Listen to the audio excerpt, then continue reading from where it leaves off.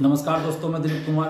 दोस्तों, BSSC CGL 3 की PT परीक्षा 26 और 27 नवंबर को आयोजित होनी है, जैसा कि बीएसएससी ने वार्षिक कैलेंडर जारी किया था उसके अनुसार।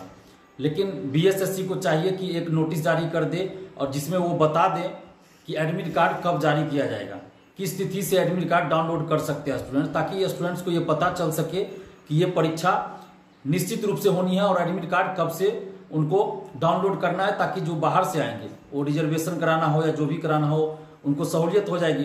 लेकिन बीएसएससी के द्वारा अभी तक इस बारे में कोई सूचना नहीं दी गई कि कब एडमिट कार्ड डाउनलोड किया जाएगा।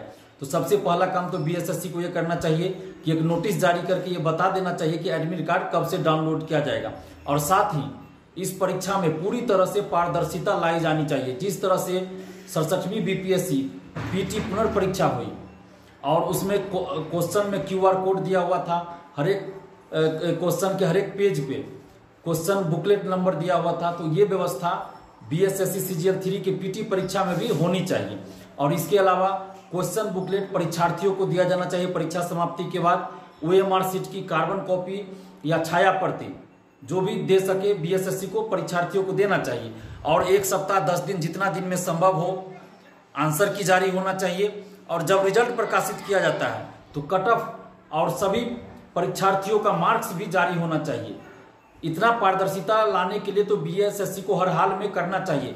और साथ ही एग्जाम सेंटर पे जैमर लगा हुआ होना चाहिए। मोबाइल किसी भी परिस्थिति में कोई भी स्टूडेंट लेकर अंदर न जाए। एग्जाम हॉल में इसकी पूरी व्यवस्था होनी चाहिए और जैमर लगा हुआ होना चाहिए। और किसी तरह की कोई धांधली सेटिंग नहीं होना चाहिए, किसी तरह की चीटिंग नहीं होनी चाहिए क्लासरूम में भी। इसका भी बीएसएससी को पूरा ख्याल रखना चाहिए। और पारदर्शिता तो हर हाल में चाहिए। आप जितने भी बीएसएससी अभ्यर्थी हैं, आप सबसे हम यही अपील करेंगे कि 26-27 को जो संभावित है पीटी परीक्षा होनी है, तो उसको सही मानकर आप तैयारी कीजिए। उसमें ये मत सोचिए कि हो परीक्षा होगी कि नहीं होगी, तो ये सोचने में आप अपना कीमती समय बर्बाद नहीं करें, बल्कि परीक्षा की तैयारी करें। जो समय बचा है उसमें अपना बेस्ट तैयारी करें, जितना ज़्यादा संभव हो सकता है, जितने अच्छे से संभव हो सकता है उतने अच्छे से तैयारी करें। इधर उधर की बातों पे ध्यान न दें, लेकिन पारदर्शिता के लिए आप आवाज़ जरूर उठाएं।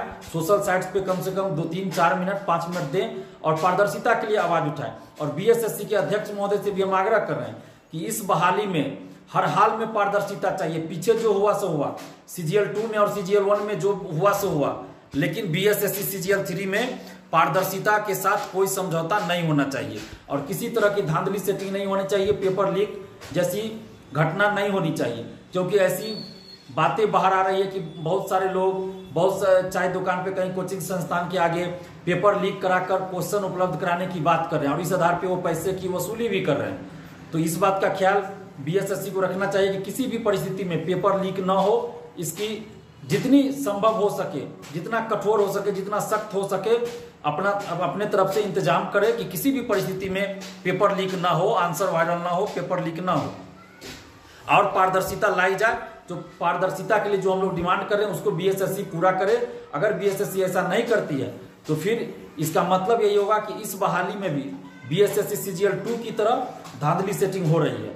अगर धांधली सेटिंग नहीं हो रही होगी तो बीएसएससी को पारदर्शिता लाने में कोई आपत्ति नहीं होगी। बीएसएससी को पारदर्शिता लाने में तभी आपत्ति होगी जब बीएसएससी धांधली सेटिंग में संलिप्त होगी। तो अब ये बीएसएससी को डिसाइड करना है कि वो धांधली सेटिंग में संलिप्त है या नहीं।